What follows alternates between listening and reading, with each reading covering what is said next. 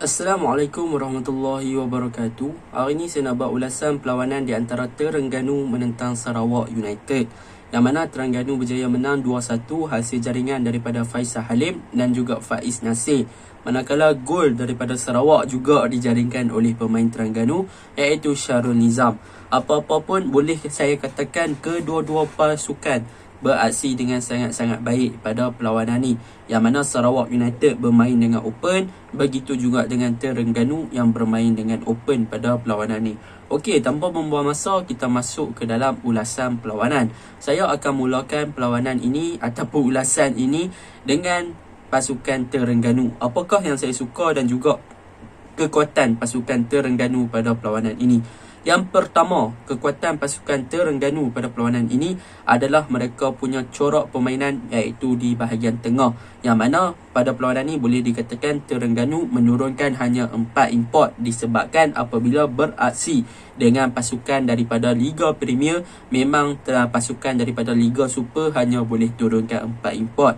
Tetapi apa yang menarik adalah Nafuzi Zain memilih untuk Delci Marcel, Habib Harun dan juga Faiz Nasir untuk beraksi di bahagian tengah sebelum Habib Harun dikeluarkan digantikan dengan Zul Ashraf. Okey, 3 player di bahagian tengah ni menunjukkan satu kualiti yang sangat-sangat cemerlang lah bagi saya untuk pada perlawanan ni. Yang mana Zul Ashraf yang masuk menggantikan Habib Harun juga menunjukkan satu corak permainan yang boleh dipuji.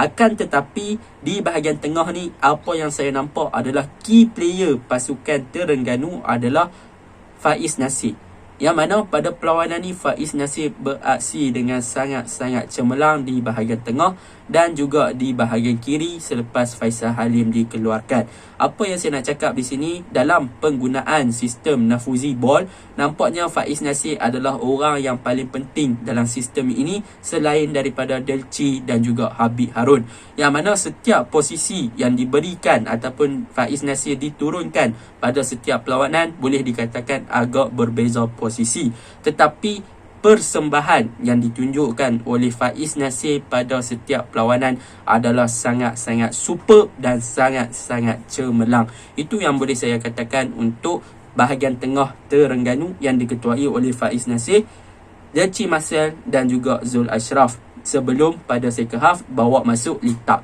Okey, itu yang pertama yang boleh saya puji.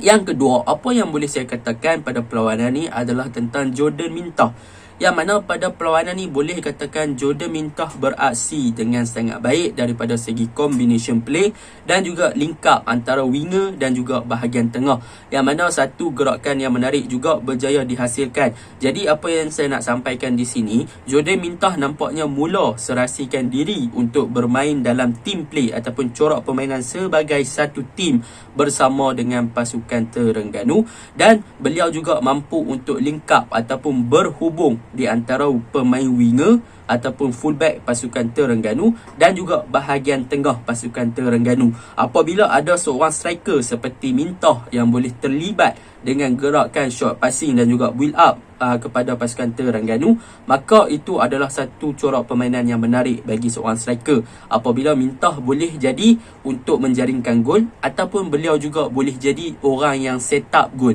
Contohnya gol kedua Terengganu daripada Faiz Nasir, yang mana beliau set up kepada Faiz Nasir untuk melakukan percubaan deras menewaskan Syarbini.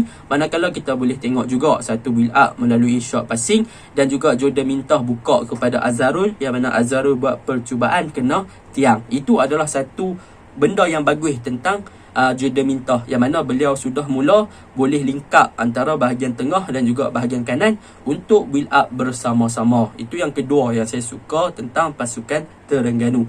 Yang ketiga, apa yang saya suka tentang Terengganu pada perlawanan ni adalah mengenai fullback mereka, iaitu di bahagian kanan Azharul, di bahagian kiri Arif Fazilah, yang mana untuk Azharul beliau memang ofensif ke hadapan.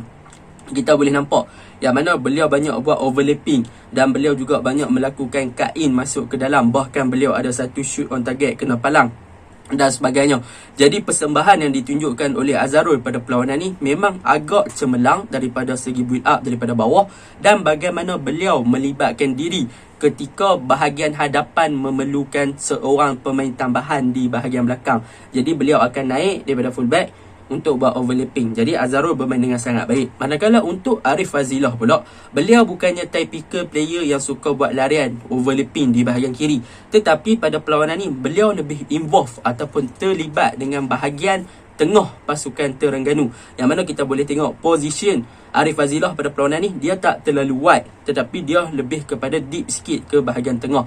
Jadi boleh dikatakan Arif Fazilah ni lebih memberi ruang kepada Faisal Halim untuk buat larian-larian di belakang pertahanan. Kita boleh tengok gol Faisal Halim yang offside tu, bagaimana Faisal Halim buat larian di belakang pertahanan dan Arif Fazilah berada di bahagian mid. Jadi itu antara perbezaan antara fullback pasukan Terengganu, antara right back dan juga left back pasukan Terengganu, yang mana untuk Azharul ataupun pemain di bahagian kanan, mereka akan lebih ofensif untuk bermain di wide area dan buat overlapping, manakala untuk left back mereka akan lebih ke tengah untuk buat passing ataupun penetration passing ataupun through passing kepada pemain di bahagian wing untuk buat larian di belakang pertahanan. Itu saya suka yang ketiga. Yang keempat, apa yang boleh saya cakapkan tentang pasukan Terengganu pada perlawanan ni adalah mengenai Faisal Halim lah. Semestinya, yang mana pada perlawanan ni memang Faisal Halim menunjukkan satu kualiti yang sangat cemerlang. Memang beliau tengah perform gila-gila lah, dan memang patutlah Tan Chee Ho call up dia untuk AFF Suzuki nanti.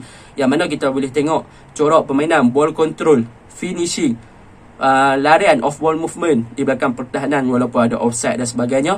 Memang beliau dah banyak improve dan beliau banyak mengucang-ngacirkan pertahanan Sarawak United pada perlawanan semalam. Yang boleh saya pujilah untuk Faisal Halim. Dan yang terakhir, apa yang boleh saya puji untuk pasukan Terengganu pada perlawanan ni adalah mengenai Suhaimi Husin. Yang mana perlawanan ni Suhaimi Husin bertindak dengan sangat-sangat cemerlang untuk menafikan beberapa percubaan berbahaya daripada pasukan Sarawak United. Memang dia patut diberi pujian dan boleh dikatakan goalkeeper yang paling perform dalam TM Piala Malaysia selepas Kevin Ray Mendoza adalah Suhaimi Husin lah untuk TM Piala Malaysia ni. Beliau boleh buat save one on one, beliau save tandukan, beliau save shooting, beliau save. Apa lagi yang nak Suhaimi Husin ni buktikan yang beliau adalah seorang local goalkeeper yang sangat-sangat cemerlang. Memang boleh saya pujilah. Okey, untuk yang terakhir saya puji lah, ada seorang lagi saya kena puji, iaitu Zul Ashraf.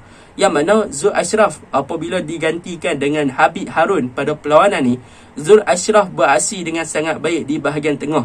Beliau masuk, beliau tidak kekok untuk bermain dengan Faiz Nasir dan juga Deci Marcel, yang mana beliau boleh lingkap antara kedua-dua player ni dengan sangat baik. Bahkan beliau punya pergerakan juga begitu baik kan. Jadi memang boleh katakan tengah tu agak hidup walaupun Habib Harun tak main, digantikan dengan Zul Ashraf. Zul tu patut diberikan pujian lah pada perlawanan semalam. Untuk kelemahan Terengganu pada perlawanan ni adalah boleh saya katakan mungkinlah faktor kecergasan, yang mana ada beberapa player yang gagal menunjukkan satu komitmen ataupun beraksi di tahap yang sebenar. Tetapi secara overallnya semua pemain bermain dengan sangat baik lah. And cumanya apa yang saya nak sampaikan adalah bagaimana mereka gagal untuk memanfaatkan peluang yang ada, terutamanya di second half. Mereka ada peluang yang banyak daripada segi build up yang lawa, mereka ada percubaan yang tepat, tetapi mereka gagal untuk sudahkan percubaan-percubaan tersebut. Dan yang kedua, kelemahan mereka selain daripada finishing tu adalah tentang positioning, yang mana pada perlawanan ni boleh dikatakan pada awal-awal game Sarawak United berjaya membuat offside trap lebih daripada 3 kali kepada sebanyak 3 kali kepada pemain-pemain Terengganu, yang menyebabkan mereka gagal untuk buat build up yang lawa ataupun mereka gagal untuk buat final passing ke bahagian hadapan dalam final third ataupun dalam kotak penalti pasukan Sarawak, disebabkan positioning mereka berada dalam kedudukan yang offside. Yang tu memang perlu diperbaikilah untuk pasukan Terengganu. Okey, kita masuk kepada Sarawak United. Sarawak United sebenarnya mereka bermain dengan sangat baik, walaupun pada awalnya mereka kehilangan Sandro. Saya tak expect yang mereka boleh bermain dengan begitu baik walaupun kehilangan Sandro. Sebab apa? Sebab Sandro adalah seorang playmaker untuk pasukan Sarawak United. Tetapi apabila kehilangan Sandro, Sarawak United pada perlawanan semalam mereka still lagi beraksi dengan sangat-sangat baik. Okey, yang pertama, apa yang saya suka tentang Sarawak United ni, iaitu tentang Zahril Azri di bahagian DM mereka. Yang mana pada perlawanan ni memang Zahril Azri, walaupun beliau bermain sebagai single pivot ataupun seorang satu sahaja CDM, yang mana sebelum ni beliau sering digandingkan dengan SB Not. Awal-awal saya tengok tu macam atas lah kan. Dalam formation saya nampak Zahril Azri main seorang kan, susah ni sebab selalunya dia main dengan SV0. Tetapi pada peluang semalam Zahril Azri membuktikan yang dia walaupun tak ada SV0, dia masih lagi boleh jadi orang yang menjadi tonggak di bahagian midfield untuk pasukan Sarawak United, yang mana beliau mempunyai kualiti daripada segi untuk build up game, yang mana beliau yang akan menggerakkan game, dia yang akan buat passing ke hadapan dan sebagainya. Ada salah satu percubaan daripada Uci Akbar yang one on one dengan Suhaimi adalah hantaran daripada Zahril Azri yang tepat kepada Uci Akbar. Jadi apa yang saya nak sampaikan dekat sini, Malaysia sebenarnya mempunyai CDM yang mampu untuk bermain dengan sangat baik, kawal bahagian tengah dengan sangat baik, kawal tempo dengan sangat baik. Bahkan beliau juga boleh melakukan hantaran-hantaran yang berbahaya ke hadapan, dan beliau juga boleh terlibat dengan build up. Dan yang paling penting, beliau adalah pemain yang boleh disrupt ataupun boleh hancurkan bahagian tengah pasukan lawan ataupun build up pasukan lawan dengan sangat baik, walaupun beraksi sebagai seorang ataupun single CDM pada perlawanan semalam. Jadi pujian memang harus diberikanlah kepada Zahril Azri pada perlawanan semalam. Yang kedua yang saya suka tentang Sarawak ni adalah mengenai formation mereka.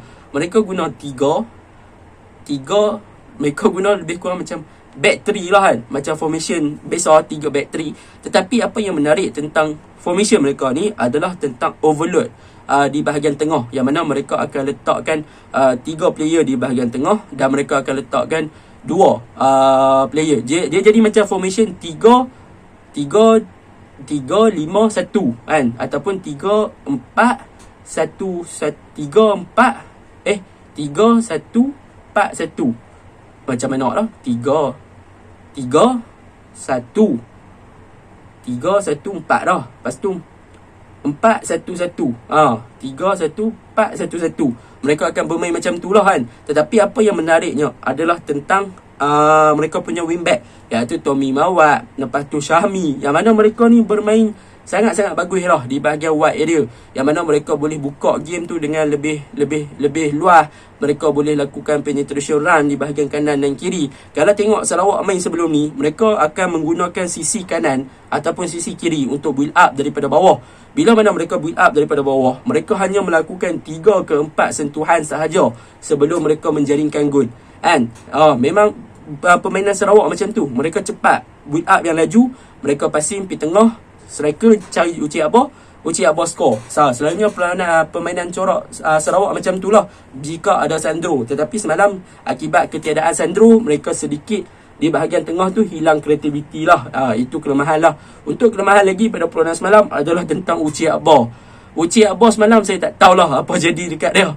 Banyak percubaan yang sepatutnya gol, banyak gerakan yang menarik dilakukan, tetapi dia macam betul tak betul pun ada. Banyak percubaan dia kadang melalut. Ada hari dia perform gila-gila, ada hari dia off form. Tetapi perlawanan semalam dia perform tapi kadang-kadang mengarut sebab dia ada percubaan tapi gagal disudahkan. Jadi secara overallnya Sarawak semalam pun bermain dengan sangat bagus. Daripada segi organize, mereka tersusun, mereka berdisiplin, back 3 mereka mantap dan sebagainya. Zahril Azri kawal tengah dengan baik, ada support daripada Syahmi, ada support daripada Tommy Mawat, ada support daripada S Chanturu, ada support daripada SV0 di second half dan sebagainya. Akan tetapi kemungkinan besar mereka hilang Sandro tu, menyebabkan mereka hilang seorang playmaker yang boleh untuk tolong ataupun bagi support kepada Uci Akbar untuk buat lebih banyak movement yang kreatif di bahagian final third. Itu antara punca lah. Mungkin saya rasa Sarawak tak boleh nak menjaringkan gol lebih daripada 1 pada perlawanan semalam. Sekiranya Sandro ada, kemungkinan besar keputusan akan berbeza lah pada perlawanan semalam. Itu sahaja ulasan saya. Assalamualaikum warahmatullahi wabarakatuh.